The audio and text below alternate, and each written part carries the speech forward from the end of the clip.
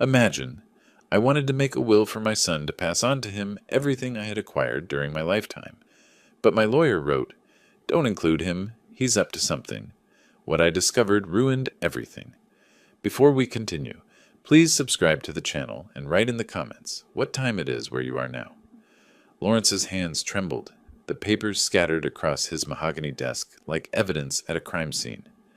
I watched my attorney of 15 years struggle to meet my eyes, and something cold settled in my chest. "Milton, you need to see this." His voice cracked. I leaned forward in the leather chair. The office smelled of old books and coffee gone cold. Outside, Clearwater's evening traffic hummed on Gulf Boulevard, but in that moment, the world narrowed to the smartphone screen Lawrence pushed toward me. The screenshots showed text messages. I recognized my son's number immediately. "The guardianship petition is ready. Dr. Curtis will sign off on the cognitive assessment for $15,000. Should have everything filed by mid-April." My throat tightened. I read it again, then again. "Who's Dr. Curtis?" The question came out steadier than I felt. "A psychiatrist." Lawrence pulled the phone back. "Not a reputable one. Dennis Fowler's been using him in elder cases for years. I've seen his name in 3 fraudulent guardianship attempts." The name Fowler meant nothing to me then. It would later. "This has to be a mistake." But even as I said it, pieces started clicking into place with sickening clarity. Lawrence shook his head slowly. "My assistant Linda photographed these at Brew Theory coffee shop last week. Fowler was practically bragging to his colleagues about a $420,000 commission from a guardianship case. She recognized your son's name. 3 days earlier, everything had seemed perfect. My 67th birthday. David had insisted on taking me to Harbor Lights, that expensive seafood place on Mandalay Avenue where tourists paid $45 for grouper and called it authentic Florida cuisine. Jessica wore a dress that probably cost more than my first car, and little Chloe bounced in her seat, coloring on the kids' menu with crayons the waitress provided. To Dad, David raised his wine glass. The Malbec caught the sunset through the restaurant's windows. 67 years young and still sharper than any of us? Jessica smiled. That practiced smile I'd seen her use in her Instagram videos. "We're so lucky to have you, Milton." Chloe tugged my sleeve. "Grandpa, look, I drew our house." I'd studied the crayon drawing, a blue square with 4 stick figures. My chest had warmed.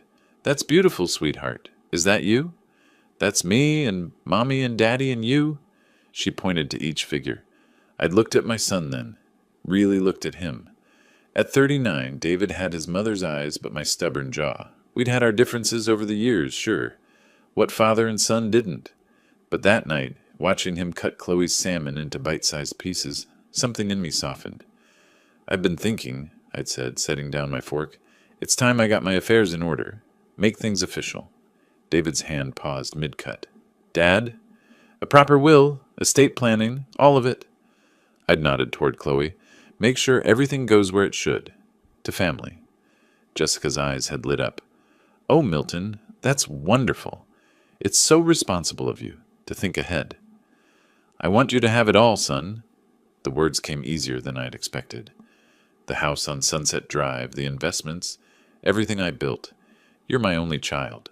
Who else would I leave it to? David had stood abruptly, walked around the table, and hugged me. The embrace felt genuine. "Thank you, Dad. That means everything." Jessica had touched my hand across the table. "We'll take such good care of things. You don't have to worry about anything." I'd ordered the key lime pie after that. We'd laughed when Chloe got whipped cream on her nose. David picked up the check, $273 with tip, and didn't even flinch. It was a good night. A perfect night. Now, sitting in Lawrence's office, that memory turned rancid. "Keep reading." Lawrence swiped to another screenshot. "Once we get guardianship, he'll be moved to Sunshine Senior Living. Already have preliminary agreement. $6,500 monthly, but worth it to keep him out of the way while we liquidate assets." Liquidate assets? Like I was already dead. "There's more." Lawrence pulled up a document. "This is a petition draft for emergency guardianship, filed under mental incapacity and danger to self. They're claiming you have dementia." "That's insane." The laugh that escaped me sounded hollow. "I run a tight ship. My finances are perfect. I don't even forget where I put my keys." "I know." Lawrence's expression darkened. Which is why this is fraud. They're shopping for a doctor who'll sign paperwork saying whatever they want, for a price. My hands gripped the chair arms. The leather creaked. My son is trying to declare me incompetent? Your son, your daughter-in-law, and their attorney, Dennis Fowler. Lawrence counted them off. It's a scheme, Milton. I've seen it before.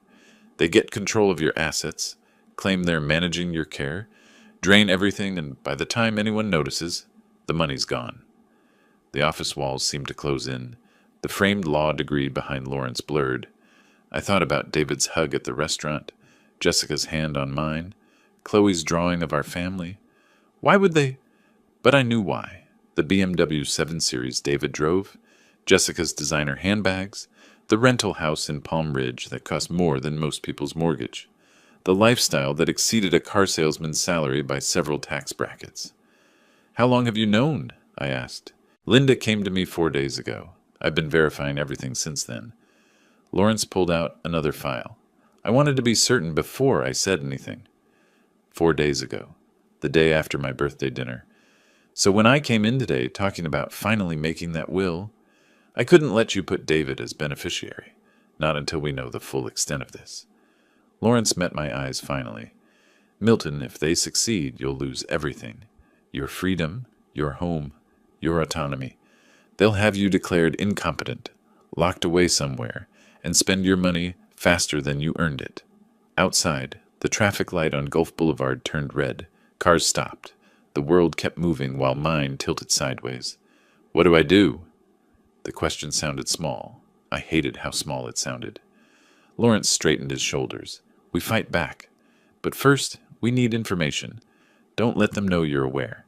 Act normal. I'll start gathering evidence. He paused. Can you do that? Pretend everything's fine?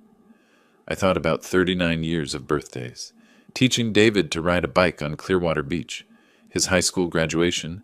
Walking him through basic finances when he bought his first car. The hope I'd carried that despite everything, despite the distance that had grown between us, we were still father and son. Yeah, I stood. My legs felt steady, even if nothing else did. I can do that. The drive home took 12 minutes. I counted every one. My house on Sunset Drive sat quiet, lights off except for the porch lamp I'd installed last summer, the one David had called unnecessary, and a waste of electricity. I sat in my truck in the driveway and remembered something else from recent months.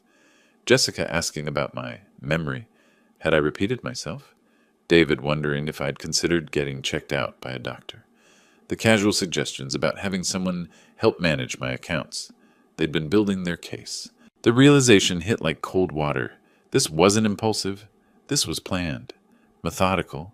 They'd been working toward this for months, laying groundwork, establishing a narrative, and I'd almost handed them everything on a silver platter. The next morning arrived cold.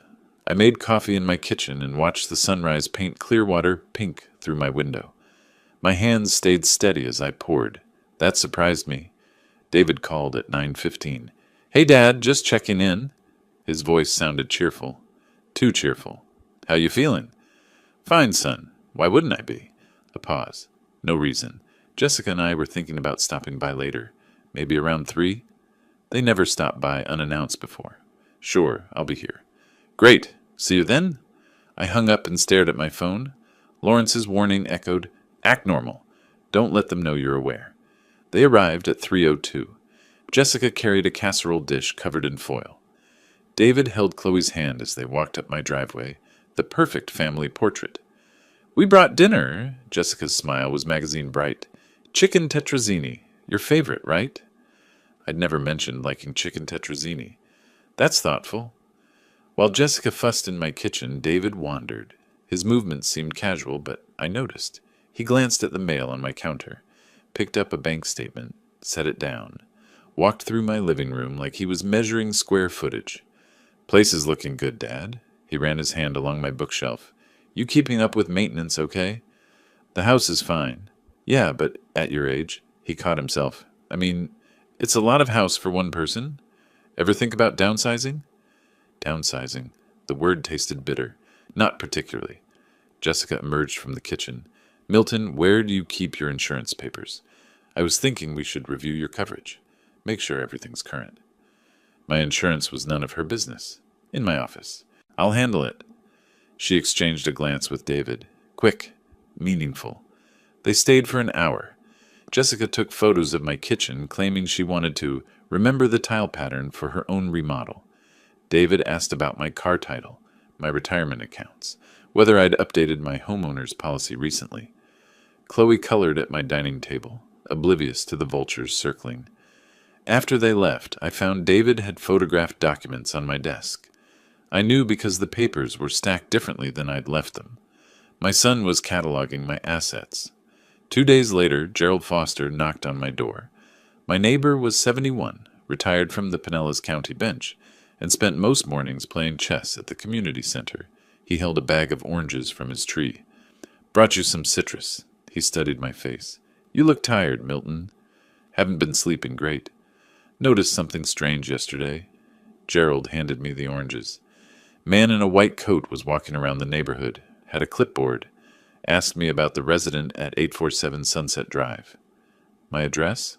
What kind of questions? About your mental state.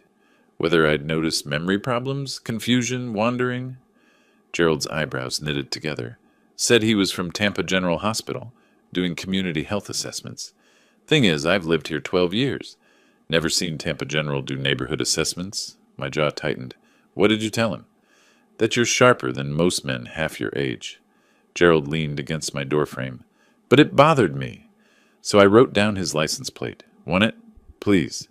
He pulled a slip of paper from his pocket. Milton, if someone's causing you trouble. I'll handle it. But thank you, Gerald. This helps more than you know. That afternoon, I called a number Lawrence had given me. Sophia Parker answered on the second ring. Mr. Gray, Lawrence said you might reach out. Her office was on Cleveland Street above a sandwich shop. Professional but modest. Sophia was 44, had 15 years as a police detective before going private, and charged $200 an hour. I paid her a $5,000 retainer without blinking. I need to know everything, I said. My son, my daughter-in-law, their attorney, financial records, connections, phone logs if you can get them. Sophia took notes in neat handwriting. This about the guardianship scheme. Lawrence told you. He mentioned the basics. I've seen cases like this before. She met my eyes. They're usually uglier than people expect. Can you find out what they're planning? Give me 2 weeks. Those 2 weeks crawled. David and Jessica visited 3 more times. Each visit followed the same pattern. Concerned questions about my health, subtle probing about my finances, casual observations about how overwhelming managing a house must be at my age. I smiled, nodded, played the role of the trusting father. Inside, I cataloged every lie. Sophia called on a Thursday morning.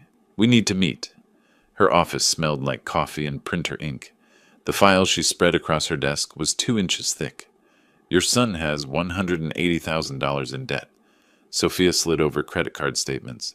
$47,000 on cards, $95,000 auto loan on that BMW 7 Series, and $40,000 lost in cryptocurrency last year. The numbers swam. How is he making payments? Barely. He's 3 months behind on the car. 2 cards are in collections. She pulled up another document. His salary at Prestige Motors is $62,000 annually. Jessica has no steady income. Her Instagram influencer career generates maybe $300 monthly from sponsored posts. They're drowning. Worse, they rented their house on Palm Ridge Court, $2,800 a month. They can't afford their lifestyle. Sophia tapped a printed email. This is correspondence between David and Dennis Fowler. They've been planning this since January. 4 months of planning, while I'd been hoping my son and I might finally reconnect. Fowler specializes in what he calls asset recovery through protective guardianship. Sophia's tone dripped disgust. He targets elderly people with substantial assets and no close family oversight. Finds someone, usually a relative, willing to file for guardianship, then splits the proceeds. Proceeds from what? Everything. Once guardianship is established, they control your assets completely. They pay themselves management fees, sell your property, drain accounts. By the time anyone questions it, the money's gone. My hands clenched. The Dr. Gerald saw. Dr. Raymond Curtis, psychiatrist out of Tampa. He's signed off on 17 guardianship cases in 3 years. Sophia pulled up a photo. For $15,000, he'll diagnose you with whatever they need. Dementia, psychosis, incompetence to manage affairs. That's fraud. It's a felony, but hard to prove until after the fact. She showed me more documents. They've already drafted the petition. Emergency guardianship hearing. Claims you're a danger to yourself. They've got witness statements, fabricated ones, and that medical assessment from Curtis waiting. They're ready to file. When? Mid-April is their target. They want to move fast once it's filed. Sophia pulled out the final document. This is a preliminary agreement with Sunshine Senior Living Facility. $6,500 monthly for a semi-private room. They've already discussed which one. The room spun slightly. My son had picked out the facility where he'd warehouse me. There's more. Sophia's expression darkened. The plan is to liquidate your assets within 6 months. Sell the house, empty the accounts, transfer everything through an LLC Fowler controls. By the time any court reviews the guardianship, you'll be broke and living in that facility on Medicaid. I sat back. The chair creaked. $2.8 million. Give or take. Enough to clear David's debts and set them up comfortably. Sophia closed the file. I'm sorry, Milton. I know this isn't easy to hear. Easy. The word didn't cover it. This was my son. The boy I'd raised. Who I'd supported through college. Helped with his first apartment deposit. Celebrated with at his wedding. The boy who was now planning to steal my life. What are my options? My voice came out flat. We can report Curtis to the medical board, Fowler to the Florida bar, but that takes time. Sophia leaned forward. Or we can beat them at their own game. Build a defensive case so strong they can't touch you. I thought about David's hug at Harbor Lights, Jessica's hand on mine, the lies wrapped in affection. Get me everything, every document, every email, every text message. I stood. I want proof of all of it. What are you planning? To make sure they never see a dime of my money. I paused at the door, and to make them regret ever thinking I was an easy mark. That evening, David called. Dad, Jessica wants to have you over for dinner Sunday. 6 o'clock work? I'll be there. Sunday arrived with clouds threatening rain. Their rental on Palm Ridge Court had a manicured lawn and a leased Mercedes in the driveway. Jessica answered wearing heels and pearls for a casual family dinner. Milton, come in, come in. The house smelled like roasted chicken and desperation masked as domesticity. David poured me wine I didn't drink. We made small talk while Chloe showed me her schoolwork. Over dinner, Jessica struck. Milton, David, and I were talking. At your age, it's so important to stay on top of health issues. Her smile was practiced. Have you considered getting a full checkup? Cognitive assessment, that sort of thing? David nodded. Just to make sure everything's functioning well. Memory, decision-making. It's preventive care, really. They were setting the stage, building their narrative in front of witnesses, even if that witness was just a 6-year-old. I set down my fork, met Jessica's eyes. That's a thoughtful suggestion. Her shoulders relaxed slightly. In fact, I've been thinking about getting all my affairs in order. I smiled. The smile felt cold, even on my face. Health checkups, legal documents, financial reviews, making sure everything is exactly where it should be. David's smile flickered, just for a second. That's wonderful, Dad. We're happy to help with any of that. I'm sure you are, son. I stood. Thank you for dinner, but I should get going. Jessica walked me to the door. Think about that checkup, Milton. We just want what's best for you. I turned at the threshold, looked at her directly. I know exactly what you want, Jessica. Her smile froze. I drove home through the drizzle and called Lawrence from my truck. They're moving faster than we thought, I said. We need to move faster. What do you need? A plan. A real one. Rain tapped against my windshield. They want to destroy me? Fine. Let's see how they like being destroyed. Lawrence was quiet for a moment. You sure about this, Milton? Once we start, I'm sure. I'd never been more certain of anything. They declared war. They just don't know I'm fighting back yet. All right, Lawrence's voice hardened. Then let's go to war. War required strategy. Lawrence and I mapped it out over coffee the following week in his office conference room, the whiteboard filled with names, dates, legal statutes. First priority, medical documentation. Lawrence capped his marker. We need ironclad proof you're cognitively sound. Not just your regular doctor. We need specialists. Where? Johns Hopkins All Children's Hospital in St. Petersburg. Top-rated neurology department. 3 independent evaluations from board-certified physicians. He scribbled a note. It'll take 2 days of testing. Cognitive function, memory assessment, full neurological workup. The testing was grueling. I spent 6 hours in a sterile room answering questions, solving puzzles, recalling word lists. A Dr. Patricia Williamson watched me navigate spatial reasoning tests with the intensity of someone searching for cracks in a dam. Mr. Gray, what year is it? 2025. Who's the current president? I answered correctly. Every time. The neuroimaging took another 4 hours. MRI, CT scan, the works. They charged my insurance $4,300. Worth every penny. Dr. Williamson delivered the results personally. Your cognitive function is exceptional for your age bracket. Memory retention tests at 96th percentile. No signs of dementia, Alzheimer's, or cognitive impairment of any kind. She handed me the official report. Whoever suggested otherwise was either mistaken or lying. Oh, they're lying, doctor. Trust me. The second move was financial protection.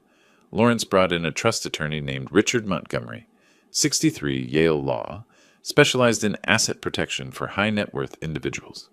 A revocable living trust removes assets from probate, Richard explained in his office overlooking Clearwater Harbor. More importantly, it makes guardianship over assets essentially pointless.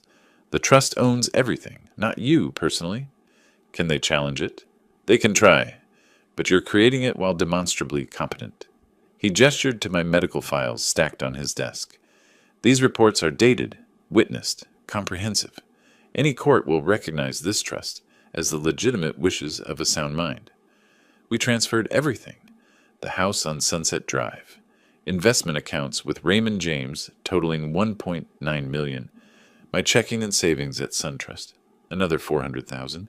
The proceeds from selling Little Scholars Daycare back in 2019, still sitting in a Vanguard fund at nearly $500,000. $2.8 million moved into the Milton Gray Revocable Living Trust with Lawrence Bennett as successor trustee. The paperwork took 3 days to finalize. The notary's stamp felt like a shield going up. Now what? I asked Lawrence. Now we gather ammunition. He pulled up Sophia's latest report on his laptop. Dennis Fowler has 3 formal complaints filed with the Florida Bar Association, 2 for mishandling client funds, 1 for fraudulent representation in a guardianship case. Why is he still practicing? The bar moves slow, but Sophia found something better. Lawrence turned the screen toward me. Linda Hayes, remember her? Fowler's former secretary who warned us? She's willing to testify. Fowler owes her $11,000 in back wages. She's got emails, recordings, everything. Meanwhile, David and Jessica accelerated their timeline. David called twice weekly now, each conversation peppered with concern. Dad, you sound tired. Are you sleeping okay? Fine, son. Maybe you should see someone, just to talk things through. I bit back the response I wanted to give. I'll consider it. The second week, Jessica messaged me on Facebook. A long, rambling note about family responsibility and making sure you're taken care of, and how they'd noticed changes in me. She suggested names of doctors. One was Dr. Raymond Curtis. I saved the message. Evidence for later. Gerald stopped by with more oranges and information. That man in the white coat came back. Talked to the Hendersons 3 doors down. Same questions about you. What did the Hendersons say? That you're the most organized person on the block, and they wish their own kids were half as responsible. Gerald studied me. Milton, what's going on? People trying to take advantage. I took the oranges. I'm handling it. If you need a character witness, I might. Thank you, Gerald. The trap closed tighter on a Tuesday afternoon. I was pruning the bougainvillea in my front yard when a silver Honda Accord pulled up. The man who stepped out wore khakis and a polo shirt with a Tampa Bay Veterans Association logo. Mr. Gray? Milton Gray? That's me. He extended a hand. Dr. Raymond Curtis. I'm doing complimentary health screenings for veterans in the area. Got about 15 minutes for a quick assessment. So this was their play. Free screening. Get me to say something they could twist. I smiled, shook his hand. Sure, doctor. Come on in.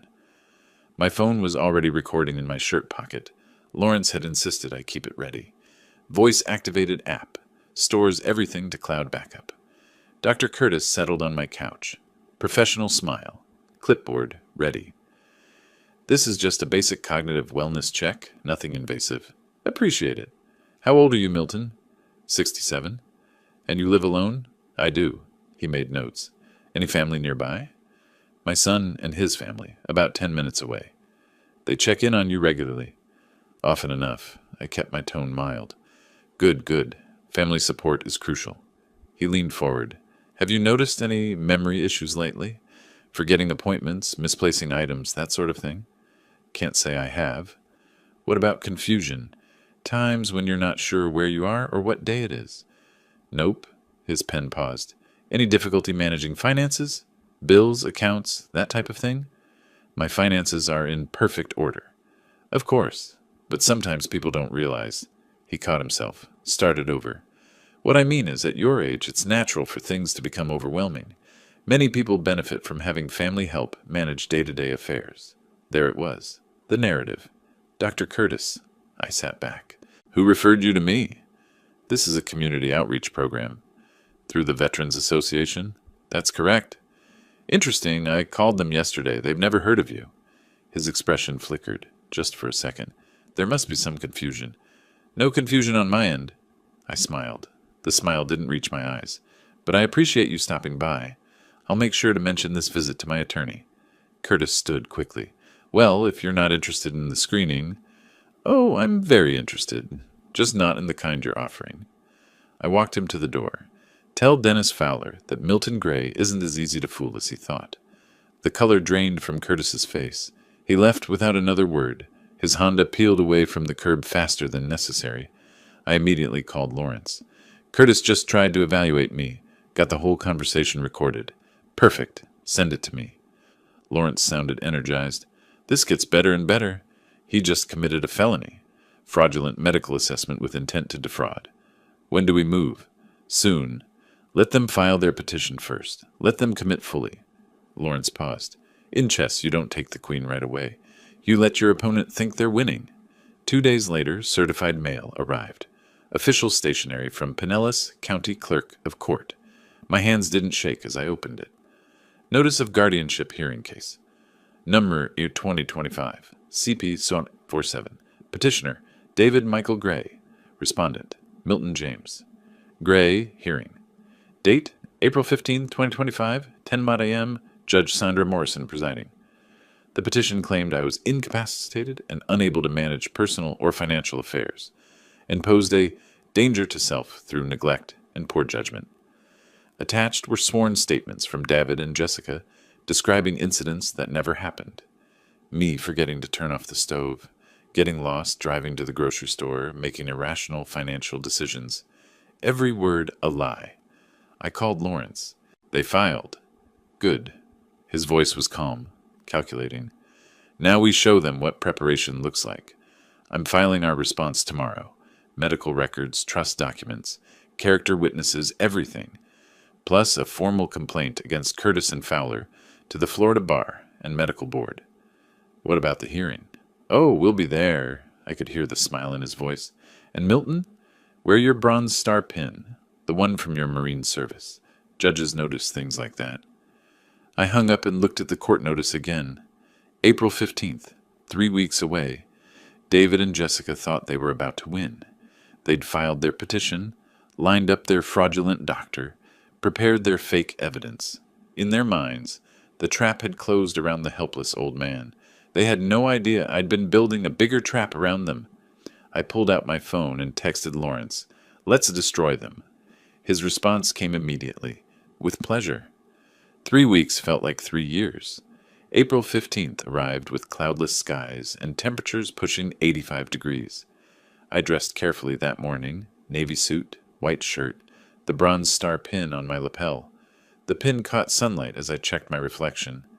Lawrence had arranged everything. We arrived at the Pinellas County Courthouse on Court Street 30 minutes early. The building's limestone facade looked imposing in the morning heat. Lawrence met me at the entrance with two other attorneys, Jonathan Pierce and Rachel Hartman, both from his firm. 3 lawyers? I raised an eyebrow. They brought their ammunition. We're bringing an arsenal. Lawrence adjusted his briefcase. Jonathan handles elder law. Rachel specializes in fraud cases. Trust me. We took seats in courtroom 4B. The room smelled like old wood and air conditioning struggling against Florida humidity. Judge Sandra Morrison's bench dominated the space, empty for now. David and Jessica arrived 10 minutes later. Dennis Fowler walked between them like a shepherd guiding sheep. David wore a suit that probably cost more than he could afford. Jessica had on a black dress, somber, appropriate for someone concerned about family. They saw me and David's step faltered. "Dad!" He attempted a smile. "Didn't expect you to fight this, didn't you?" I kept my voice neutral. Dennis Fowler inserted himself between us. Mid-50s, slicked back hair, expensive watch. "Mr. Gray, I'm Dennis Fowler, representing your son. This proceeding is really in your best interest. We all want. I know exactly what you want, Mr. Fowler." I didn't blink. "And you're not getting it." His jaw tightened. "We'll see what the court decides." They took seats across the aisle. Jessica whispered urgently to David. Her hands moved in sharp, nervous gestures. David stared straight ahead, that fake confidence evaporating like morning dew. The bailiff called the courtroom to order. Judge Morrison entered, late 50s, steel gray hair, expression that suggested she'd heard every lie imaginable and believed none of them. Case number 2025, CP Ultimo 7, David Michael Gray, petitioner, seeking guardianship over Milton James Gray. Respondent. She surveyed the room. "This is a preliminary hearing to determine if emergency guardianship is warranted. Mr. Fowler, you may proceed." Dennis stood. His opening statement painted me as a confused old man in decline. He referenced the statements from David and Jessica, the forgotten stove, the getting lost, the concerning financial decisions. He mentioned Dr. Curtis's preliminary assessment, suggesting cognitive impairment. "Your Honor, Mr. Milton Gray requires immediate protection from his own deteriorating faculties. His son, out of love and concern, seeks only to ensure his father's safety and well-being." The performance was polished, practiced. Jessica dabbed at her eyes with a tissue. David nodded gravely at appropriate moments. Judge Morrison turned to our side. "Mr. Bennett?" Lawrence stood. 3 other attorneys stood with him. The synchronized movement had impact. "Your Honor, this petition is not about protecting Mr. Gray. It's about exploiting him." Lawrence's voice carried through the courtroom.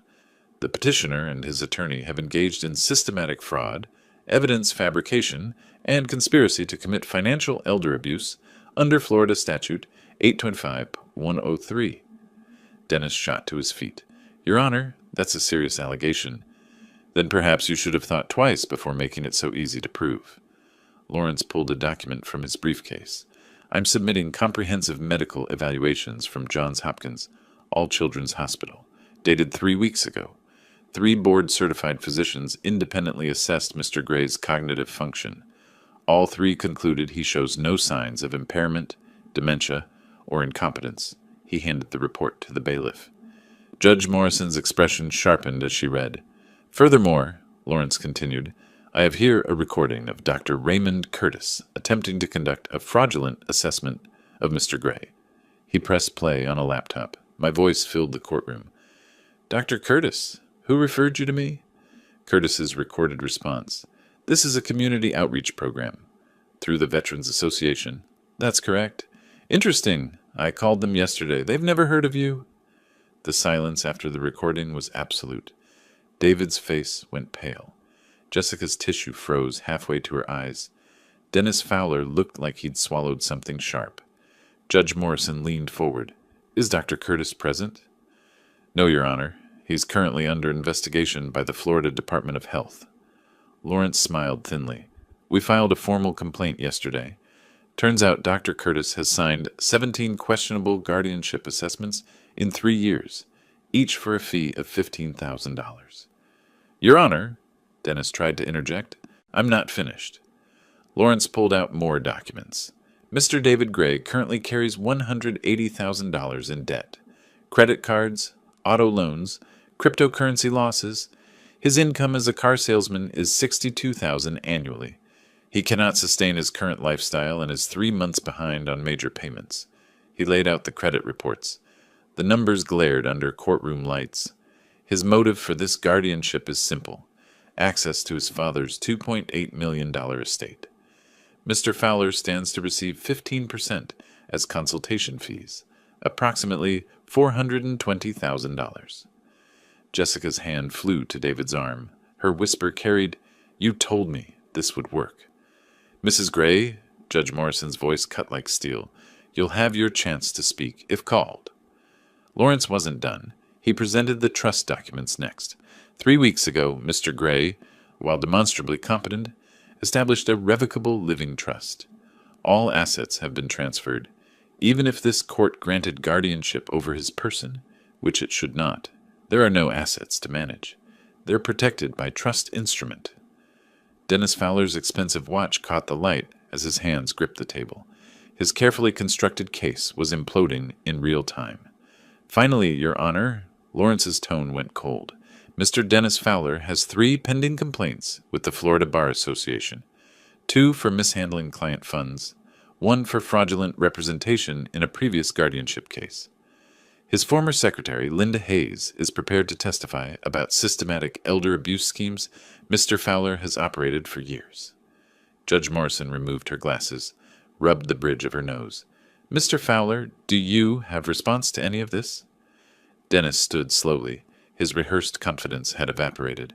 "Your Honor, we had reason to believe—" "You had greed, Mr. Fowler, not reason." Judge Morrison's expression could have frozen fire. "This petition is denied. Furthermore, I'm ordering an immediate investigation by the State Attorney's Office into potential fraud, conspiracy, and elder abuse violations." She turned to David and Jessica. "Mr. and Mrs. Gray, you attempted to defraud your own father through false testimony and fabricated evidence. I suggest you secure different legal counsel because Mr. Fowler is about to have problems of his own." The gavel struck. The sound echoed. David sat frozen. His face had gone from pale to gray. Jessica burst into tears, real ones this time, born of panic rather than performance. Dennis Fowler gathered papers with shaking hands, already calculating his defense strategy. Outside the courtroom, David caught up to me in the hallway. "Dad, please, I can explain—" "Explain what?" I turned to face him. "Explain how you planned to declare me incompetent? How you were going to warehouse me in Sunshine Senior Living for $6,500 a month while you sold my house? How you were going to spend my money before I was even declared legally incapable?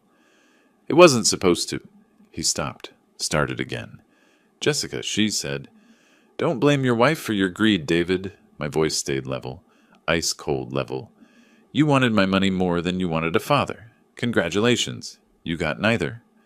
Jessica pushed past him, mascara running in black rivers down her cheeks. "This is your fault. You said it was foolproof. You said he'd never know." "Keep it together," David hissed at her. "Keep it together?" Her voice rose to a pitch that turned heads. "We just lost everything. The judge said fraud. Do you understand what that means?" They argued in whispers that weren't whispers. Lawrence touched my elbow. We should go. As we walked away, I heard David call out, "Dad, wait." I didn't turn around. That evening, Dennis Fowler received certified mail from the Florida Bar Association. Emergency disciplinary hearings scheduled. License suspension pending investigation. Dr. Raymond Curtis received a visit from FBI agents. Turns out Medicare fraud carries federal charges. And me? I sat on my porch on Sunset Drive, watching the sun set over Clearwater, and felt nothing but cold satisfaction. The war had just begun. They'd fired the first shot back in January when they started plotting. I'd just fired back, and my aim was better. The fallout moved faster than Florida summer storms. Within 48 hours of the hearing, Dennis Fowler received notice of emergency license suspension from the Florida Bar. The investigation Lawrence had triggered expanded beyond our case. Turned out Fowler had 17 similar schemes documented across Pinellas and Hillsborough counties over 6 years. Dr. Raymond Curtis fared worse. Federal agents arrested him on charges of Medicare fraud and conspiracy to commit wire fraud. His little side business of selling diagnoses had cost taxpayers an estimated $2.3 million in fraudulent guardianship proceedings. The FBI press release made regional news, but the real bomb dropped 5 days after the hearing. Tampa Bay Times ran the story on page 3. The headline made my coffee taste better. Clearwater man attempts to defraud own father through bogus guardianship. The article didn't name David directly, journalist ethics and all that, but the details were specific enough that anyone in Clearwater could connect the dots. 67-year-old veteran, successful daycare business owner, son carrying massive debt, attorney with history of elder abuse schemes. Gerald brought me the newspaper that morning. Saw this and thought of your situation. He pointed to the article. Says here the veteran was a Bronze Star recipient. That you? Might be. His eyebrows rose. Milton, why didn't you ever mention? Didn't seem relevant. I folded the paper. Ancient history. Not so ancient if someone tried to steal from you because they thought you were an easy target. Gerald settled into my porch chair without invitation. You know what the community center's saying? I can imagine. Henderson's figured it out, they told the Johnsons. Now everyone's talking. He shook his head. Your son's reputation's finished in this town. I felt a flicker of something, not quite guilt, maybe recognition that I'd gone nuclear when a smaller bomb might have worked.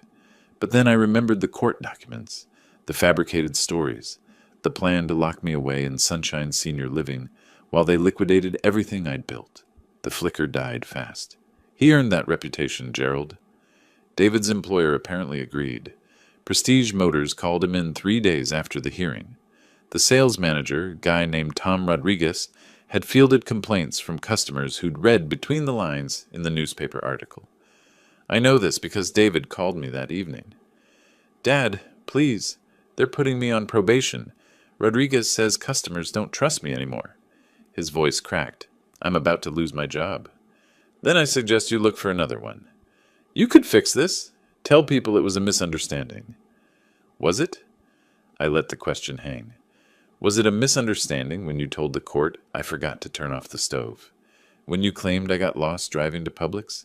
When you signed papers to have me locked in a facility? Silence on the other end. That's what I thought. I hung up. Jessica's Instagram imploded even faster. Her 12,000 followers had been her pride. Proof she was someone, something more than a struggling sales manager's wife playing dress-up. The comments section on her last post became a battlefield. Fake life, fake person, fake everything. Imagine trying to steal from your own father-in-law. All those designer bags probably bought with money that wasn't even hers. She deleted every post, shut down the account. Her influencer career, such as it was, died in a storm of public shame. But underneath all the wreckage, one question nagged at me. Lawrence had mentioned it casually during our first meeting, but we'd been so focused on building our defense that I never pushed for details. I called him that afternoon. How did you really find out? You said your assistant photographed messages at Brew Theory, but that's a hell of a coincidence. Lawrence was quiet for a moment. Linda Hayes, my paralegal, she used to work for Dennis Fowler. Used to? He fired her 8 months ago. Actually, he stopped paying her first, $11,000 in back wages, then fired her when she complained. Lawrence's tone carried an edge. Linda's sharp. When she worked for him, she saw the pattern. Wealthy elderly clients, questionable guardianships, money disappearing into LLCs that Fowler controlled. She knew what he was doing. Knew it. Couldn't prove it. Bar complaints require evidence, and Fowler's good at covering tracks. Lawrence paused. But when she started working for me in January, she kept tabs on her old employer. Professional curiosity, maybe.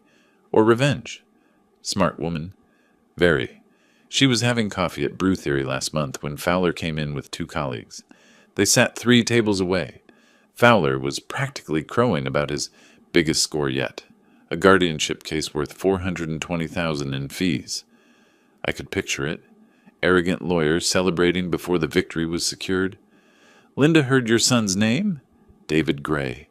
She remembered you from when you'd called my office about estate planning last year. Lawrence's voice tightened. She took photos of Fowler's phone when he left it on the table to use the restroom. Got screenshots of the whole text chain with David. Then she brought them to you.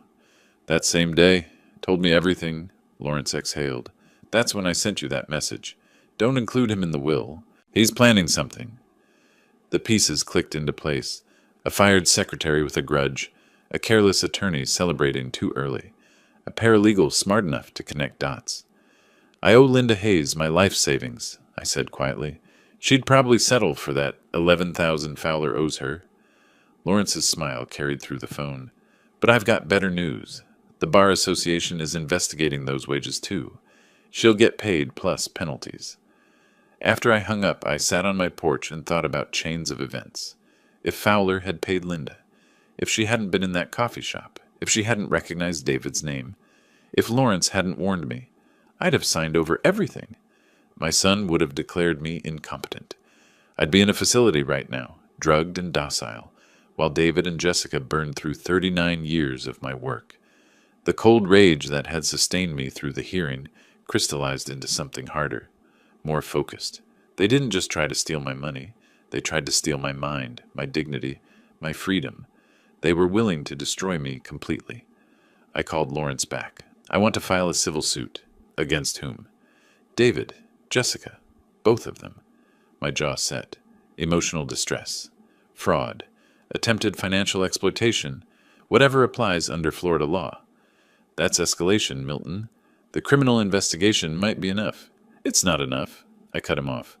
They need to understand there are consequences. Real ones. Financial ones. Lawrence considered this. How much? $500,000. He whistled low. That'll bankrupt them. They were planning to bankrupt me and pretend it was love? I watched a pelican circle over Clearwater Bay in the distance. Fair's fair. I'll draft the complaint tomorrow. The lawsuit notification arrived at David's rental house via certified mail 1 week later. I knew because he called immediately, voice shaking somewhere between rage and panic. $500,000? Are you insane? Am I? I kept my tone conversational. That's what you wanted from me. Seems proportional. Dad, we're sorry. We made a mistake. You can't. I can. I am. I paused. You know what's funny, David? You weren't wrong to think I had money. You were wrong to think I was stupid enough to let you take it. This will destroy us. Good. The word came out colder than I intended. Or maybe exactly as cold as I intended. You were willing to destroy me. At least I'm leaving you your freedom. That's more mercy than you planned to show me. He tried pleading, bargaining, finally threatening, though what he thought he could threaten me with after everything remained unclear. I hung up mid-sentence. That evening Jessica called from her parents' house in Orlando. She'd left David, apparently, taken Chloe and run home to Mommy and Daddy. Milton, please. Her voice was raw. I know what we did was wrong. I know that. But Chloe asks about you every day. She misses her grandfather. That hurt. The first real wound they'd managed to land. Put her on, I said. Grandpa? Chloe's voice was small. 6 years old and caught in the middle of adult wars. Hey, sweetheart. You being good for Grandma and Grandpa? Yes. When can I see you? My throat tightened. Soon, Chloe. I promise. Soon. After I hung up, I sat in the silence of my house on Sunset Drive and wondered if winning felt this hollow for everyone. Lawrence filed the civil complaint the next morning, $500,000 plus legal fees. The process server found David at Prestige Motors during his lunch break. Apparently, he threw up in the parking lot after reading it. Gerald reported this detail with the guilty pleasure of someone who enjoys good gossip. Tom Rodriguez told the Hendersons that David's probably getting fired. Can't have an employee who scares customers and vomits outside the dealership. Sounds like David's having a rough week, I observed. Sounds like David earned a rough week. Gerald studied me. You doing okay with all this? Was I? I'd won the battle. Protected my assets, exposed their fraud. My son was imploding professionally and personally. His wife had left him. His reputation was ruined. Criminal charges loomed. Now civil bankruptcy threatened. I'm fine, I said. Gerald didn't look convinced, but he didn't push. That night, I dreamed about teaching David to ride a bike. He was 7, skinny kid with scraped knees and determination. I'd held the seat steady while he pedaled, running alongside until he found his balance. When he finally rode on his own, he'd looked back at me with pure joy. "I did it, Dad. Did you see?" I woke up angry. Angry at him for making me remember when he was good. Angry at myself for caring. The war wasn't over, but the next phase was about to begin. Sophia called 3 weeks later with news that made my morning. "Found something interesting in David's financial records." I settled into my kitchen chair. "I'm listening." "That BMW 7 Series he drives. Loan application shows he claimed annual income of $98,000. Papers rustled on her end. His actual W-2 from Prestige Motors shows $62,000. That's fraud. Gets better. He listed the car's value at $115,000.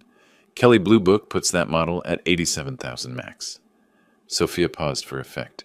He inflated both his income and the collateral value. Tampa Bay Credit Union gave him $95,000 based on false information. I remembered something then. Years ago, when Little Scholars Daycare was thriving, I'd provided free childcare slots for military families. The program director at MacDill Air Force Base had been grateful, sent me a handwritten thank you note. Her husband worked at Tampa Bay Credit Union, branch manager, if memory served. "Can you send me the loan documents?" "Already in your email." I drafted a careful message that afternoon, not accusatory, just concerned. A father who discovered his son might have made errors on a loan application and wanted to bring it to the bank's attention before anyone got hurt. I hit send and waited. Tampa Bay Credit Union's fraud department moved faster than I expected. Within 5 days, David received a certified letter demanding full loan review and documentation of income claims. The bank gave him 10 business days to provide proof or face immediate acceleration. Legal speak for, "Pay us $95,000 right now, or we're repossessing the car." David didn't have $95,000. He didn't have $9,000. Gerald witnessed the repo truck arrive at David's rental on a Wednesday morning. "Big flatbed. Took about 15 minutes to load that BMW." Gerald shook his head. "Your son stood in his driveway in his bathrobe, just watching. Didn't even try to stop them." "How'd he look?" "Like a man who'd run out of options." Gerald studied me. "You had something to do with that, didn't you?" I might have mentioned some discrepancies to the right people. "Ruthless, Milton. They tried to have me declared mentally incompetent and locked away." I sipped my coffee. Losing a car seems proportional. But I wasn't finished. Sophia had found something else. Jessica took out a business loan last year. $40,000 from SunTrust for a direct sales cosmetics venture. Sophia's tone dripped skepticism. "The application lists you as co-signer." I never co-signed anything for Jessica.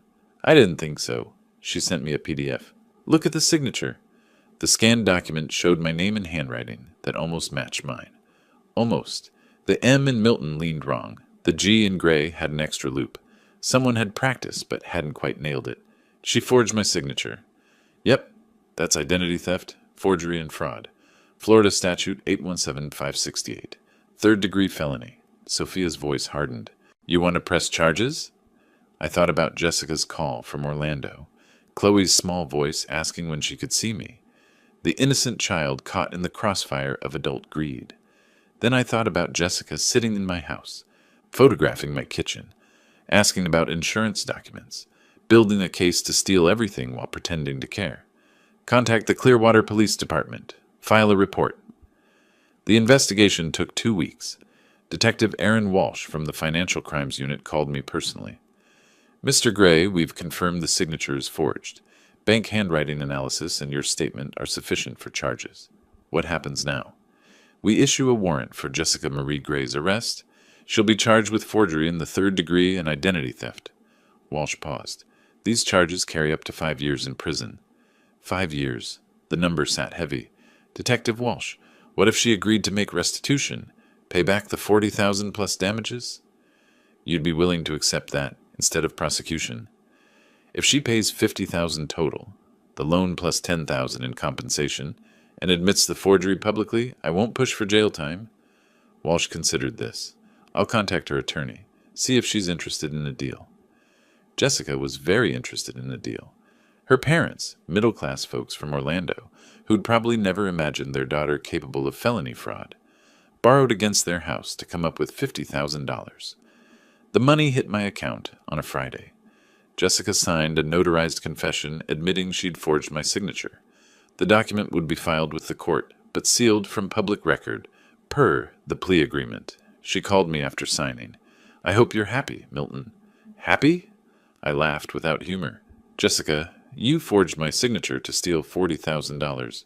You participated in a scheme to have me declared incompetent. You helped your husband try to destroy my life. And you think I'm the villain because I didn't let you get away with it? We were desperate." "No, you were greedy. There's a difference." I ended the call. David's employment situation collapsed shortly after. Tom Rodriguez at Prestige Motors had given him chances. Multiple chances, but the combination of negative publicity, the lawsuit, the repossessed BMW, and David's increasingly erratic behavior finally exceeded management's tolerance. Rodriguez called me directly. "Mr. Gray, I hope you don't mind, but I wanted you to know, we're terminating David's employment." "That's your decision, Tom. Customers specifically requested not to work with him. One guy actually said, 'I don't want to buy from someone who tried to steal from his own father.'" Rodriguez sighed. "I sympathize with family situations, but this is business."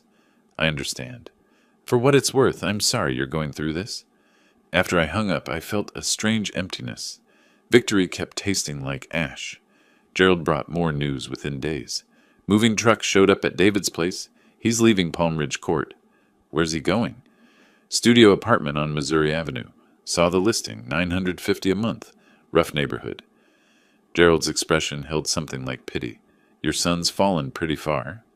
From a $2,800 rental with a leased Mercedes to a $950 studio in the sketchy part of Clearwater. From $62,000 a year to unemployment. From married to separated, possibly divorced. "He built that fall himself, Gerald. I just removed the safety net he thought I'd provide." But Gerald's next information hit differently. Heard them arguing when the movers came. Loud enough the neighbors talked about calling the police. What were they arguing about? Jessica blaming David for everything. David blaming Jessica for finding Dennis Fowler. Both of them screaming about whose fault it was. Gerald shook his head. "That marriage is dead, Milton. Even if they don't divorce officially, it's over." I thought about their wedding. I'd paid for half of it. $12,000 because David couldn't afford the venue Jessica wanted. She'd been radiant that day. David had looked at her like she'd hung the moon. Now they were screaming in a driveway while movers hauled boxes, their marriage dissolving in public view. Sophia's final report came via email. Subject line, "Complete financial picture." I printed out. The numbers told a grim story. David's debts, $180,000 original, now $220,000 with penalties and legal fees. No BMW to show for it. Repoed and sold at auction for $68,000, leaving $27,000 still owed. Credit cards and collections. The civil lawsuit I'd filed adding pressure daily. Jessica's debts, $50,000 to her parents that she'd likely never repay. Her credit destroyed. No income. Living with her parents at age 37 with a 6-year-old daughter. Together, they owed more than most people earned in 3 years. Separately, neither could survive. The destruction was complete, methodical, devastating. I sat on my porch that evening watching the sunset paint Clearwater pink and orange. My house on Sunset Drive stood solid around me. My bank accounts remained full, my freedom intact, my mind sharp despite their attempts to paint it otherwise. I'd won every battle, protected everything, destroyed everyone who'd tried to destroy me. So why did I feel like I'd lost something anyway? My phone buzzed. Text from David. "Can we talk, please?" I stared at the message for a long time. My son, broke and broken, reaching out. The boy I'd taught to ride a bike.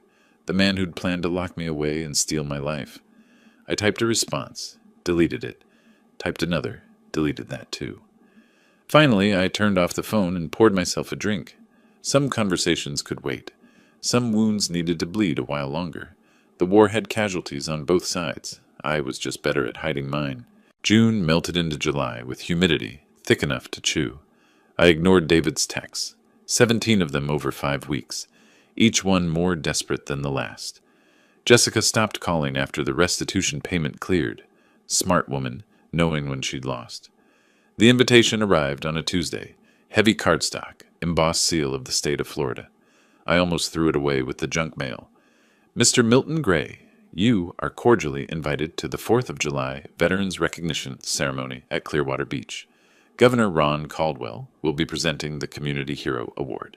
Your presence is requested at 10 a.m. Ron Caldwell. I hadn't heard that name in years. We'd served together in the Marine Corps back in the 80s. Different platoons, same deployment. Lost touch after discharge, though I'd followed his political career with distant interest. Watched him climb from city council to state senate to governor's mansion. I called the number on the invitation. A polite assistant confirmed. Yes, Governor Caldwell had specifically requested my attendance. Yes, the award was legitimate.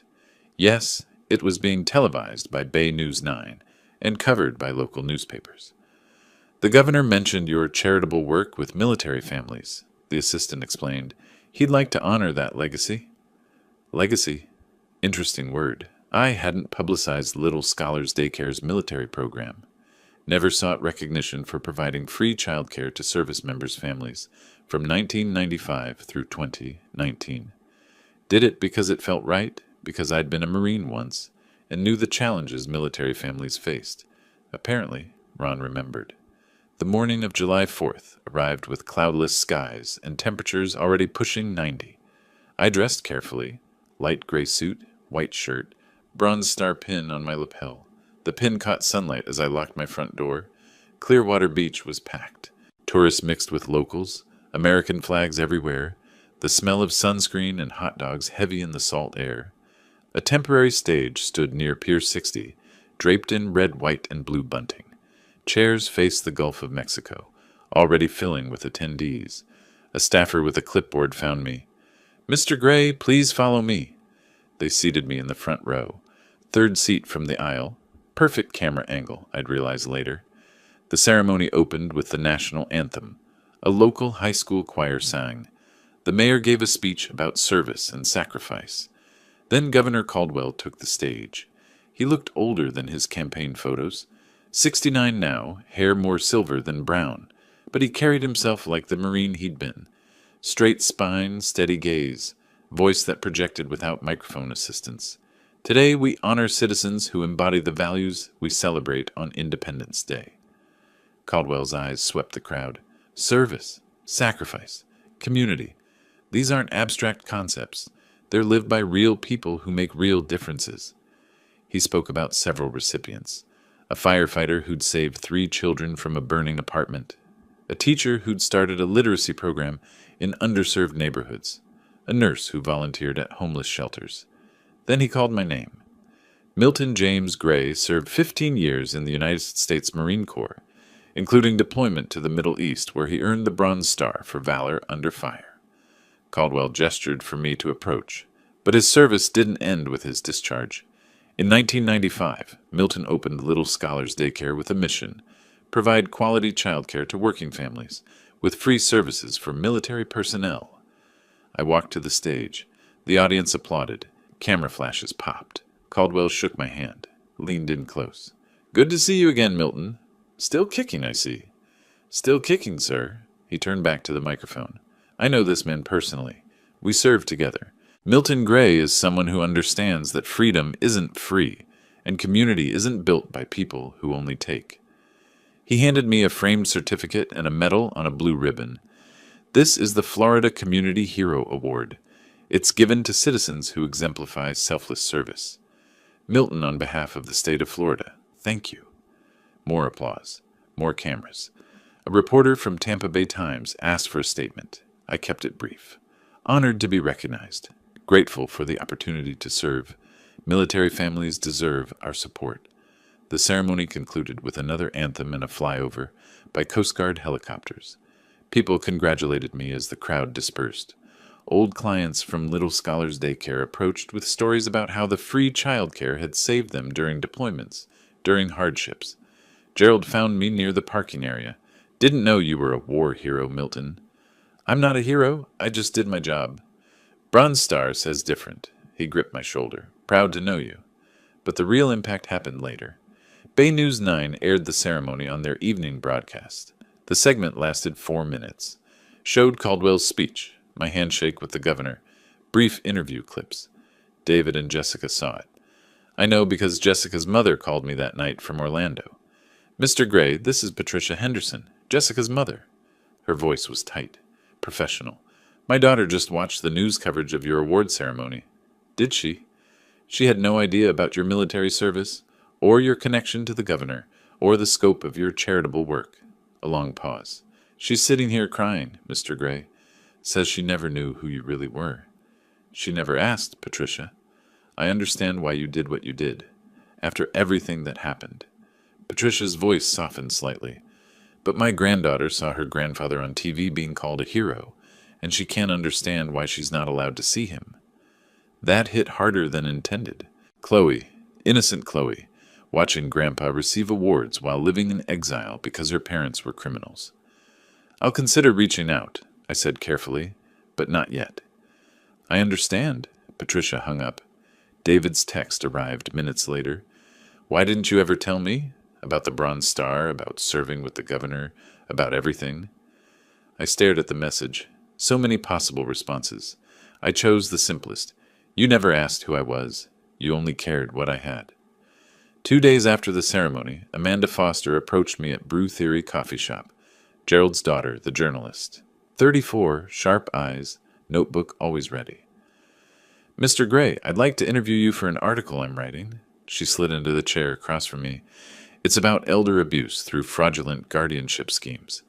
Recent high-profile case here in Clearwater brought attention to the issue. Recent high-profile case, I repeated dryly. Amanda smiled slightly. Dad told me a little. Told me you might have insights. She opened her notebook. I won't use names, but I'd like to tell the story. How these schemes work, how they target veterans and elderly citizens, how families sometimes become predators. Why me? Because you fought back and won. Most victims don't. Most end up in facilities, assets drained, families destroyed. Her expression hardened. I want people to understand this isn't rare. It's systematic. And it's happening to people like you. Decorated veterans, successful business owners, sharp minds and aging bodies. I agreed to the interview. Spent 2 hours walking her through the mechanics of guardianship fraud without naming David or Jessica directly. The facts were specific enough that anyone who'd followed local news could connect the dots. The article ran in Tampa Bay Times on July 15th, front page of the Metro section. When family becomes the enemy, one veteran's fight against guardianship fraud. Amanda had done her homework.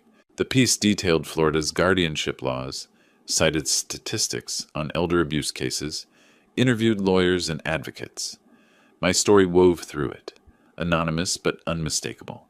Bronze Star recipient, successful businessman, son with massive debts, attorney with history of fraudulent cases, medical diagnosis purchased for $15,000. The article mentioned the governor's July 4th ceremony without naming me directly, but the timing was obvious. Anyone reading could figure it out. Clearwater's community wasn't large. Word spread like wildfire through dry grass. Gerald reported reactions with the gleeful energy of someone who enjoyed seeing justice served.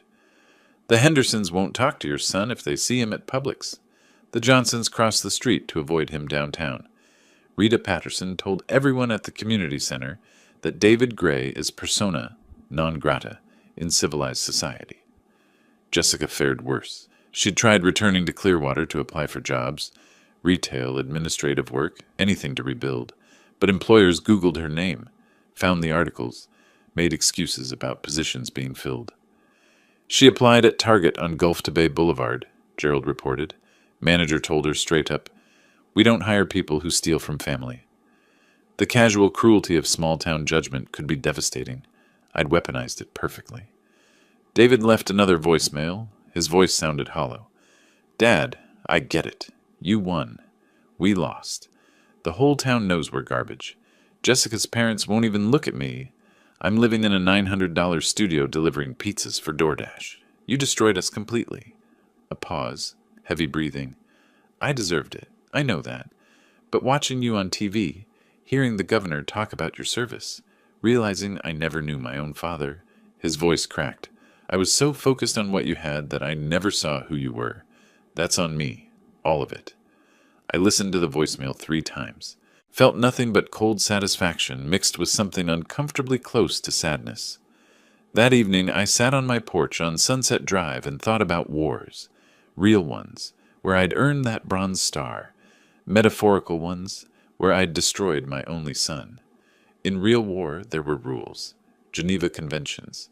Lines you didn't cross. This war had no rules. They'd tried to steal my mind, my freedom, my dignity. I'd responded by taking their money, their jobs, their reputation, their marriage. Fair trade, some might say. But Gerald's question echoed, "You doing okay with all this?" Was I? I'd protected everything I owned. Proven I wasn't the easy target they'd assumed. Made them understand that underestimating the old man was a fatal mistake. The cost was a son who delivered pizzas in shame, a daughter-in-law blacklisted from employment, a granddaughter who asked why Grandpa didn't love her anymore. My phone buzzed. Another text from David. "Please, can we just talk?" I turned off the phone and watched the sun set over Clearwater Bay, painting the sky in shades of red that looked too much like blood. Desperation makes people stupid. David proved this 3 weeks after the ceremony, when Lawrence received a legal filing that made him laugh out loud over the phone. "They're countersuing you." I set down my coffee. "On what grounds?" "Defamation and malicious prosecution. $200,000. Papers rustled on his end. "Claims you orchestrated the entire situation to destroy your son's reputation. Says you used your connections, specifically mentioning the governor, to manipulate the legal system." "That's absurd. It's also desperate. They hired Christopher Kane. He's a mid-tier attorney who takes cases other lawyers won't touch." Lawrence's tone carried amusement. David and Jessica pooled money from friends to afford his $5,000 retainer. This is their Hail Mary. Can they win? Milton, they have no case. None. They initiated the guardianship fraud. They forged signatures. They lied to courts. All we did was defend you with facts. He paused. But Kane's smart enough to know that. He's probably taking their money, knowing it's hopeless. The countersuit arrived via certified mail 2 days later. 15 pages of legal language trying to reframe David and Jessica as victims of my vindictive manipulation. It claimed I'd systematically destroyed their livelihood and weaponized the legal system for personal revenge. Reading it felt surreal. They'd tried to have me declared insane and locked away. Now they were claiming I was the aggressor. Gerald found it hilarious. "They're saying you're the bad guy? The man they tried to rob?" He shook his head. "That takes nerve." "Takes stupidity," I corrected him, "but let them try." The hearing was scheduled for mid-August. Lawrence assembled our response with the enthusiasm of someone who enjoyed crushing, obviously fraudulent arguments. He brought Rachel Hartman again, the fraud specialist who'd helped destroy Dennis Fowler. Christopher Kane arrived at the courthouse looking uncomfortable. Early 50s, slightly rumpled suit, briefcase that had seen better days. He shook my hand before we entered the courtroom. "Mr. Gray, I want you to know this isn't personal." "Of course it is," I replied. "It's $5,000 personal." His expression flickered. "I'm representing my clients to the best of my ability." "Then you should have advised them not to file." Inside courtroom 4B, David and Jessica sat ramrod straight. This was their last shot. They'd borrowed money they couldn't repay to hire a lawyer. They couldn't afford to file a suit. They couldn't win. The desperation was almost tangible. Judge Robert Morrison presided. Different judge than our first hearing, but he'd read the case file. His expression suggested he'd already formed opinions. Kane's opening argument tried to paint me as a vengeful father who'd manipulated circumstances. "Your Honor, Mr. Milton Gray is a decorated veteran with connections to the highest levels of Florida government. When his son attempted, however misguided, to address legitimate concerns about his father's well-being, Mr. Gray used those connections to systematically destroy his son's life." He cited the newspaper articles, the community ostracization, David's job loss. This wasn't self-defense. This was calculated destruction. My clients made mistakes, yes, but the punishment far exceeded any reasonable response. The performance was adequate. Kane was trying to make us look like bullies. Judge Morrison turned to Lawrence. "Mr. Bennett?" Lawrence stood. Rachel stood with him. The synchronized movement still had impact. Your Honor, let's be clear about what happened. Lawrence's voice carried ice. The petitioners didn't attempt to address concerns. They conspired with a corrupt attorney and a fraudulent psychiatrist to have Mr. Gray declared incompetent so they could steal $2.8 million. He projected the evidence on the courtroom screen, the text messages between David and Dennis Fowler, the forged signature on Jessica's loan, the recorded conversation with Dr. Curtis, David's debt statements showing clear financial motive. Every piece of evidence shows premeditation, planning, intent to commit fraud. Lawrence turned to David and Jessica. They didn't make mistakes, Your Honor. They committed crimes. Kane tried to interject. Your Honor, my clients were under financial stress. Financial stress isn't a defense for fraud. Judge Morrison's tone was sharp. Continue, Mr. Bennett.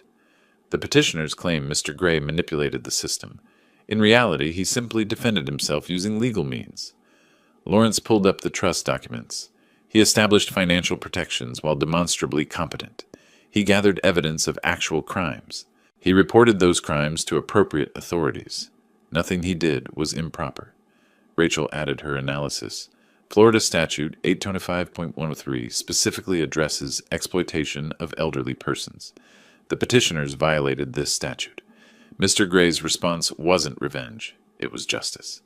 Kane looked like he wanted to sink through the floor. David stared at the table. Jessica's hands trembled. Judge Morrison removed his reading glasses. Mr. Kane, your clients attempted to defraud an elderly veteran through a guardianship scheme. When that failed, they're now claiming he's the villain for protecting himself. Your Honor, they're willing to apologize. I don't care if they're willing to apologize. The judge's expression could have frozen water. This countersuit is frivolous. Worse, it's offensive. Your clients committed documented fraud, and now they're wasting this court's time claiming the victim is at fault. The gavel struck. Countersuit dismissed. Furthermore, I'm awarding Mr. Gray an additional $15,000 in sanctions for having to defend against this baseless claim. Kane's shoulders slumped. David's face went ashen. Jessica made a sound somewhere between a sob and a gasp. Court adjourned. Outside, Kane approached me in the hallway. Mr. Gray, I apologize for wasting your time. Your attorney was right. I should have advised them not to file. But you took their money anyway. I did. He looked genuinely ashamed. For what it's worth, your son and daughter-in-law just learned an expensive lesson about knowing when to quit. They emerged from the courtroom minutes later. Jessica's mascara ran in familiar black rivers. David moved like a zombie. $515,000. Jessica's voice was shrill. We owe you $515,000 now. How are we supposed to— Shut up. David's response was flat. Dead. Just shut up. Don't tell me to shut up. This was your idea. Your father. Your stupid plan. My idea? David rounded on her. You found Dennis Fowler. You pushed for this. You're the one who said it would work. Because you said your father was a pushover. You said he'd never fight back. Jessica's voice rose to a pitch that echoed off courthouse walls. You told me he was just some old man with money. I didn't know he was a war hero who had the governor's personal phone number. David's composure finally shattered. How was I supposed to know any of that? Maybe by asking. Maybe by caring about who your father actually was instead of just what he had. The fight continued as they walked toward the parking structure. Their voices carried, drawing stares from lawyers and courthouse staff. The public disintegration of their marriage played out for anyone interested enough to watch. Lawrence touched my elbow. We should go. The check arrived from the court administrator 10 days later. $515,000. Original judgment plus sanctions. I stood in my kitchen on Sunset Drive, holding the check, feeling nothing resembling victory. The number was large enough to be meaningful, small enough to know I'd never actually collect it. David didn't have $500,000. Neither did Jessica. This was a moral victory at best. I opened a drawer and pulled out an old photograph. David at 7 years old, gap-toothed smile, holding up a fish we'd caught at Fort DeSoto Park. He'd been so proud. I'd helped him reel it in, watched his face light up with joy. I caught it, Dad. Did you see? I'd seen. I'd been there for that moment and thousands of others. First steps. First day of school. High school graduation, his wedding day. Where had that boy gone? When did the man who'd hug his father at Harbor Lights transform into someone who'd plot to steal his freedom? More importantly, when had I decided the appropriate response was total destruction? Gerald found me on the porch that evening. Heard the countersuit got tossed. Added 15,000 to their debt. Good. Gerald settled into his usual chair. Though I have to say, Milton, you've been thorough.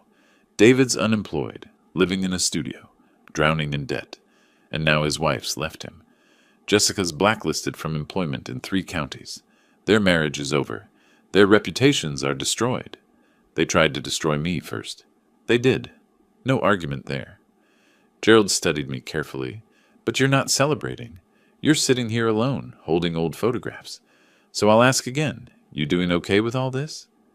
Was I? I'd protected my assets, proven my competence, exposed fraud, maintained my freedom, everything I'd set out to do.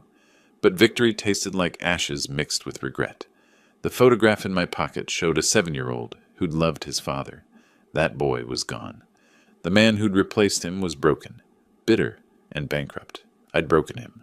Methodically. Effectively. Completely. I'm fine, I told Gerald. He didn't believe me. I didn't believe me. That night, David's number appeared on my phone. I almost didn't answer. Hello? Dad? His voice was hoarse, defeated. I'm not calling to argue. I'm not calling to ask for money. I just need you to know. I get it now.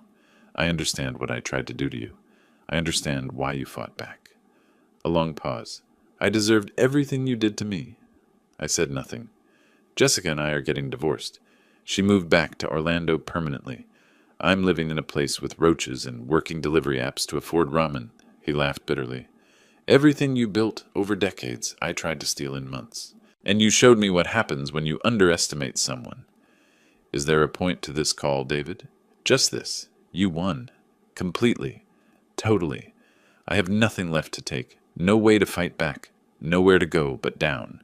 His voice cracked. I hope that gives you peace. He hung up before I could respond.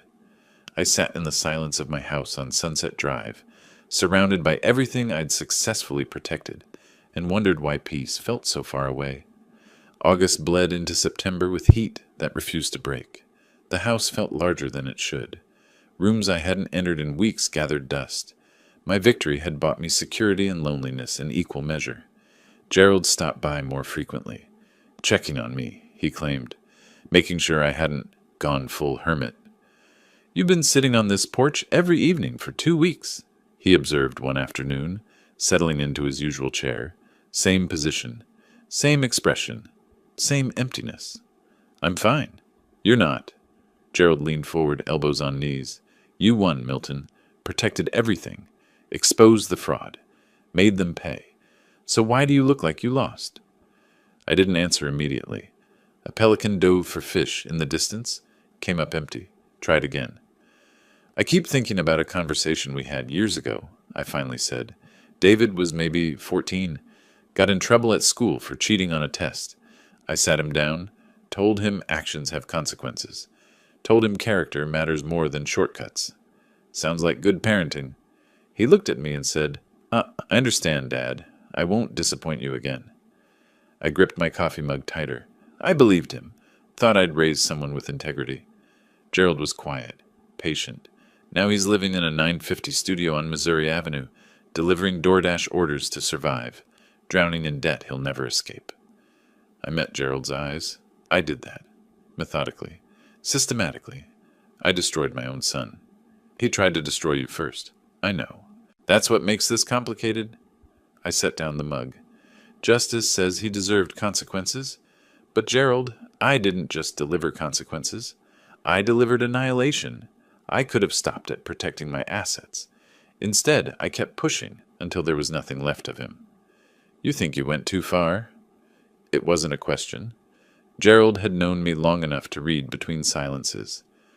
I think, I said slowly, that somewhere between defending myself and destroying him, I became the kind of person I wouldn't have respected 30 years ago. The divorce papers arrived at David's studio apartment on a Tuesday. I know because he called me from the parking lot of the family law courthouse, voice hollow. It's official. Jessica and I are done. Irreconcilable differences. He laughed without humor. That's what they call it when your marriage implodes because you tried to steal from your father. David, she's already gone. Moved to Orlando last week. Took Chloe. I get supervised visitation twice a month if I can afford the drive. His breathing was ragged. I'm 39 years old, Dad. Divorced, unemployed, living in a place where the shower doesn't drain right and my neighbor deals drugs. This is what I built with my choices. What do you want me to say? Nothing. There's nothing to say. A long pause. I just thought you should know. The family you raised is officially dead. You won. He disconnected. Gerald brought news 2 days later. Saw your son making a delivery on Cleveland Street. DoorDash uniform, thermal bag, the whole setup. He shook his head. Looked rough, Milton. Really rough. How rough? Lost weight, dark circles, driving a beat-up Toyota Corolla that probably should have failed inspection. Gerald's expression softened. He looked like a man who's given up. I thought about that. David delivering pad thai to strangers, probably earning $1,800 a month if he worked 70-hour weeks, barely covering rent, utilities, the crushing debt that would follow him forever. He earned that situation, I said, but the words felt hollow. Did he, though? Gerald challenged. He earned consequences. Question is whether he earned complete destruction. There's a difference between justice and revenge, Milton. Justice restores balance. Revenge just creates more damage. Before I could respond, my phone rang. Unknown Orlando number. I almost didn't answer. Mr. Gray? This is Patricia Henderson, Jessica's mother. We spoke briefly before. I remember. I'm calling about Chloe. Patricia's voice was careful, measured. She's struggling, Mr. Gray. Asks about you constantly. Doesn't understand why Grandpa doesn't call, doesn't visit, doesn't want to see her. My chest tightened. Her parents made mistakes. Terrible mistakes. But Chloe is 6 years old and innocent. Patricia paused. She drew a picture yesterday at school. Family portrait. You know who she included? I waited. You. Not her father. You.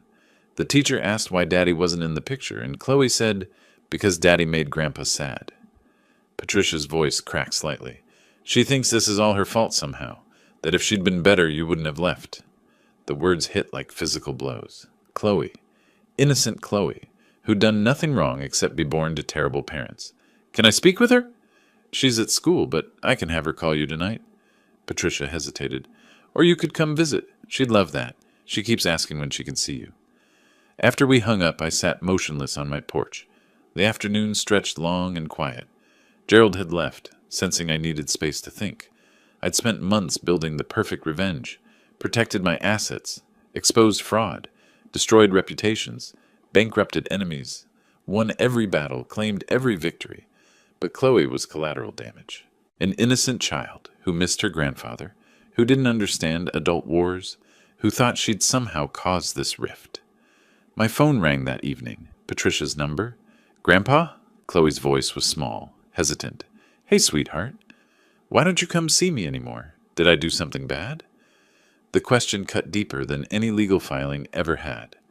No, Chloe. You didn't do anything bad. You're perfect. Then why don't you love me? My throat closed. I do love you. Very much. Then why are you gone? She started crying. Mommy and Daddy fight all the time, and Daddy doesn't live with us anymore, and you don't call, and I miss you so much. I closed my eyes, saw her at 3 years old, laughing as I pushed her on swings at the park. At 4, helping me water plants in my garden. At 5, proudly showing me her kindergarten drawings.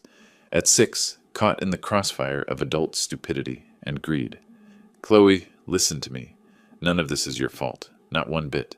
The grown-ups made mistakes, but I'm still your grandpa, and I still love you. Really? Really? And I want to see you too. When? Hope flooded her voice. When can you come? I looked around my house on Sunset Drive, the fortress I'd successfully defended, the empty rooms, the victory that tasted like defeat. Soon, sweetheart. Very soon, I promise. After Chloe hung up, I sat in darkness and thought about costs. David had tried to steal $2.8 million. In response, I'd taken his job, his marriage, his reputation, his future, and inadvertently his daughter's sense of security. The scales weren't balanced, they were shattered. Gerald appeared at my door the next morning. "You look different." "Different how?" "Like you've decided something." He studied me carefully. "Good different or bad different?" "I don't know yet." I grabbed my keys. "But I need to drive to Orlando. See my granddaughter." "What about David? What about him?" "You going to talk to him? Offer a truce?" I considered this. David was broken, probably beyond repair. Our relationship was damaged in ways that might never heal. But Chloe was innocent, and somewhere in my crusade for justice, I'd forgotten that not every casualty was justified.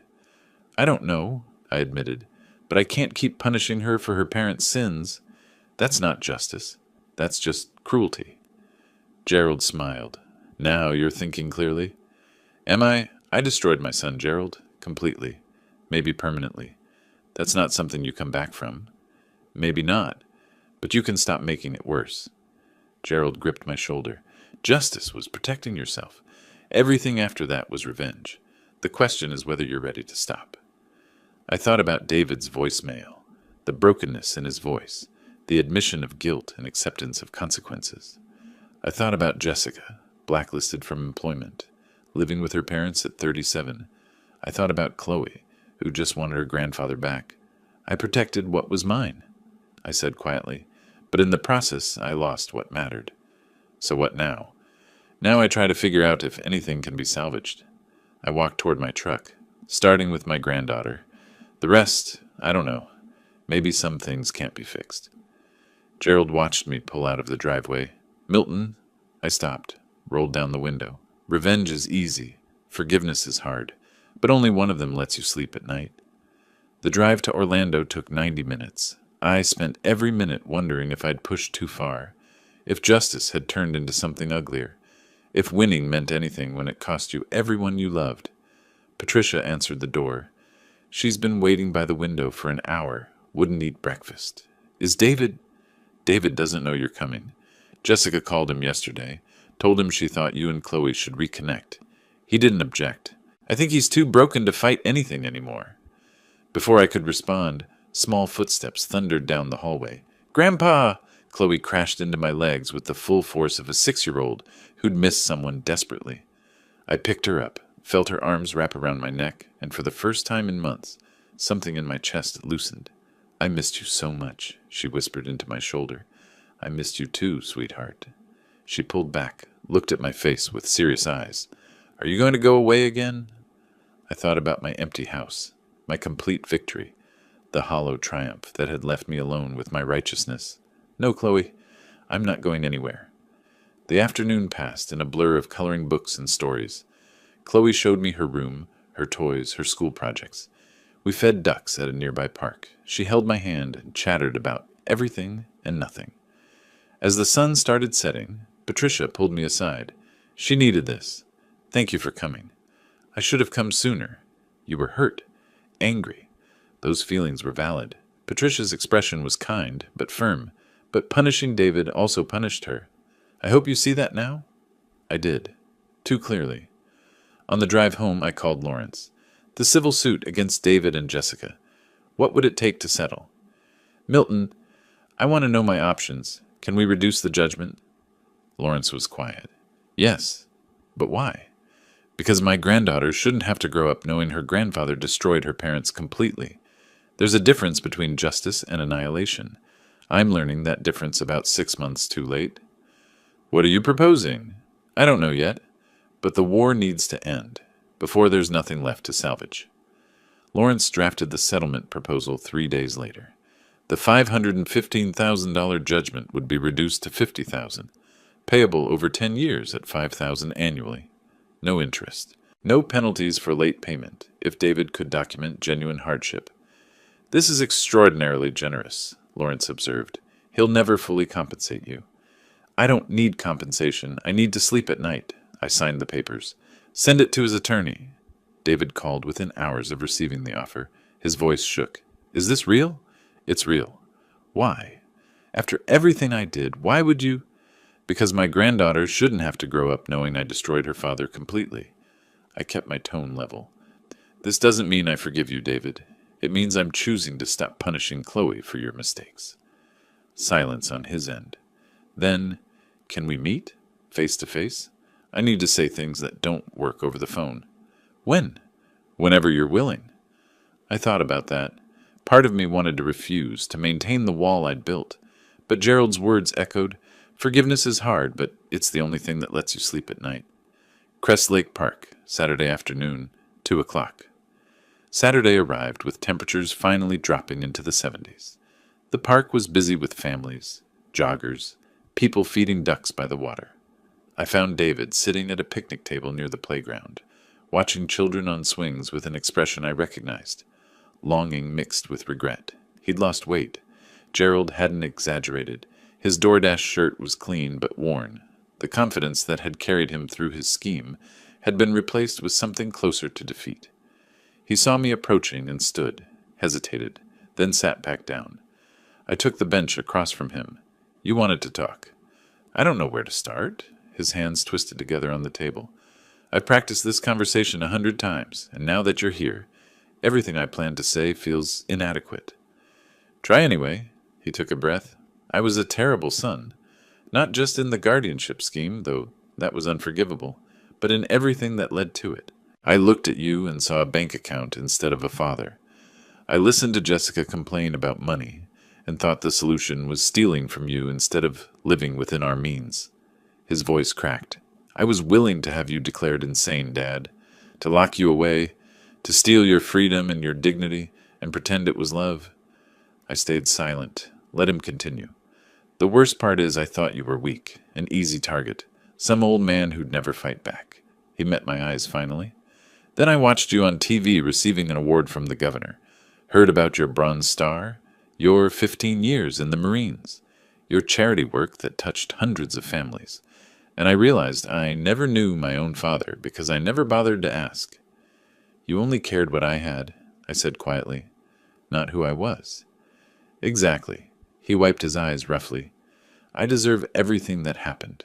The lawsuit, the job loss, the divorce, the public shame, Jessica leaving, living in that studio apartment where the walls are so thin I hear my neighbors' arguments every night. All of it. That's quite an admission. It's the truth." He gestured at himself. "This is what I built with my greed.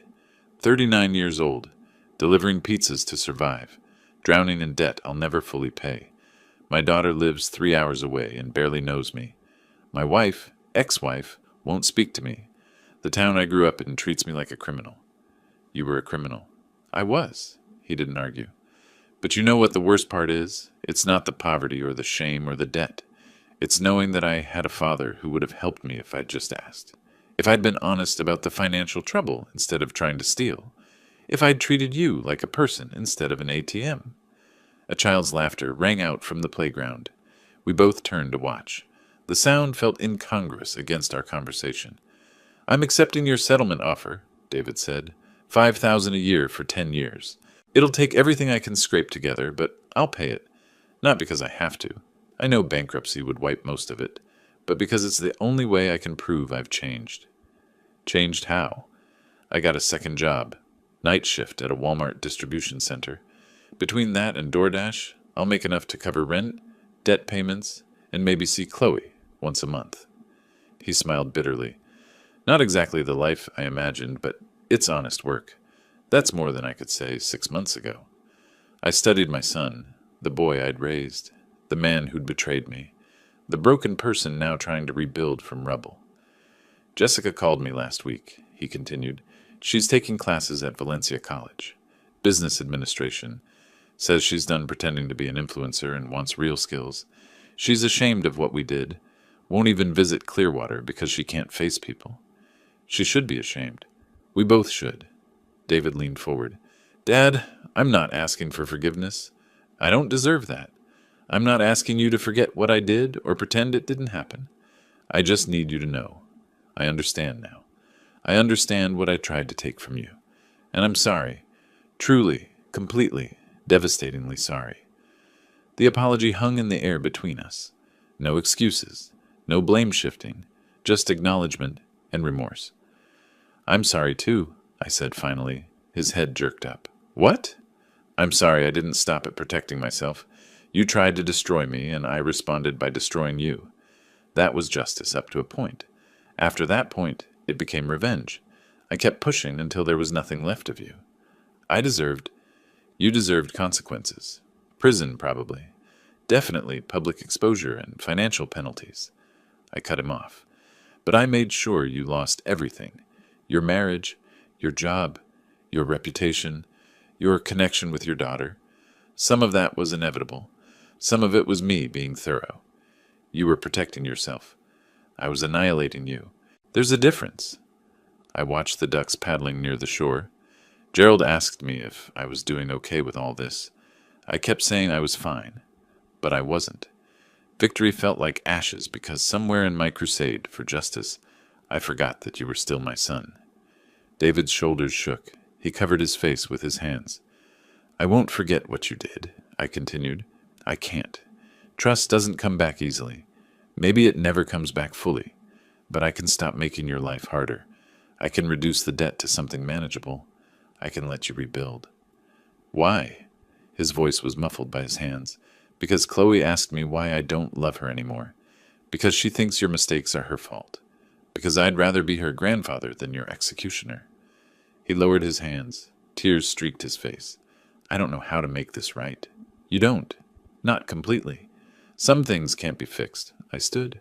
But you can stop making it worse. Pay the $50,000 over 10 years. Be honest. Work hard. Be a better father to Chloe than you were a son to me. I will, I promise. Don't promise me. Prove it. I started to walk away, then turned back. David, one more thing. Yeah? The next time you're in Clearwater to see Chloe, you can come by the house. Not to visit. Not to rebuild what we had. Just to pick up some things I've been holding for you. Baby pictures. Your mother's jewelry she wanted you to have. Things that belong to you. His expression crumbled. Dad, don't read more into it than it is. I'm not offering reconciliation. I'm offering basic decency.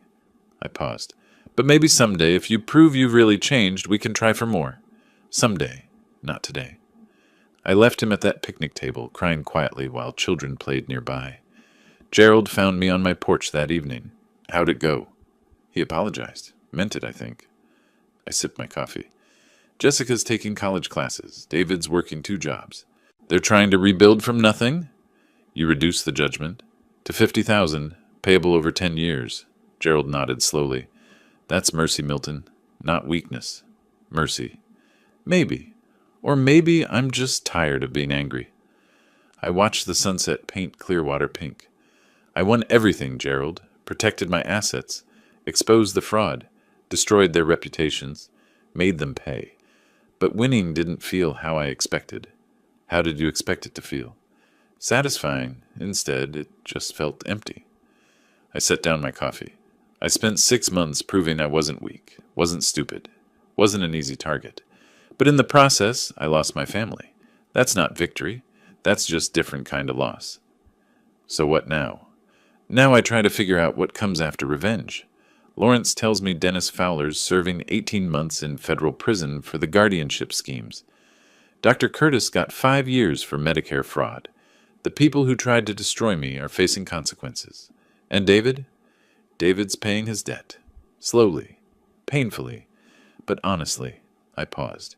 He'll never be the son I thought I raised. But maybe he can be someone better than the person he became. Time will tell. 3 weeks later, David made his first payment. $5,000. Transferred from an account that probably had exactly $5,012 in it. The payment confirmation came with a note. First of 10. I won't miss one. David. Chloe visited me at the end of September. We spent the afternoon at the beach, building sandcastles, collecting shells, eating ice cream that melted faster than we could finish it. She held my hand and talked about school, about her friends, about nothing important, and everything that mattered. Daddy said you're friends again, she mentioned casually while searching for sand dollars. We're working on it, sweetheart. That's good. I like it when people work on things instead of giving up. She found a perfect sand dollar and showed me triumphantly. See? Sometimes broken things can be fixed if you're careful. Out of the mouths of 6-year-olds, Jessica never called to apologize. I didn't expect her to. Gerald reported seeing her at Valencia College's website. She'd made the dean's list, building a new life in Orlando. That was probably for the best. The house on Sunset Drive felt less empty as October arrived. Gerald came by regularly. Lawrence stopped treating our meetings like war councils and started treating them like friendly check-ins. I started volunteering at the community center, teaching basic financial literacy to young families. Turned out I had skills beyond just protecting assets. Who knew? David sent a photo in early October, him and Chloe at a pumpkin patch, both smiling. He looked healthier. She looked happy. The caption read, "Thank you for letting me try to be better." I saved the photo, didn't respond. Some things didn't need words. One evening in late October, I sat on my porch and thought about the past year, the betrayal, the battle, the victory that felt like defeat until I understood that revenge and justice weren't the same thing. I'd protected everything I owned, proven I wasn't weak, made them understand that underestimating the old man was a fatal mistake. But the real victory wasn't the money or the court judgments or the public vindication. The real victory was deciding to stop fighting before there was nothing left to save.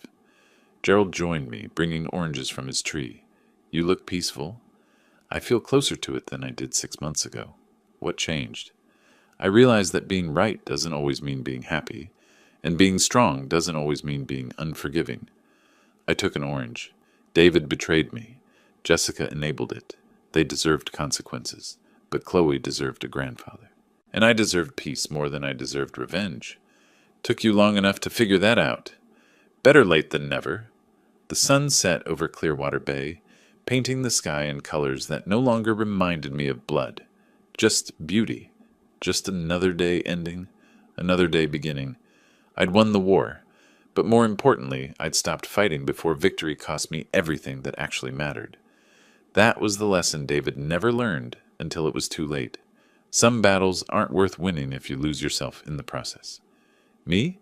I learned it just in time, and that made all the difference. If you liked this story, please like this video, subscribe to the channel, and share your impressions of this story in the comments. To listen to the next story, click on the box on the left. Thank you for watching.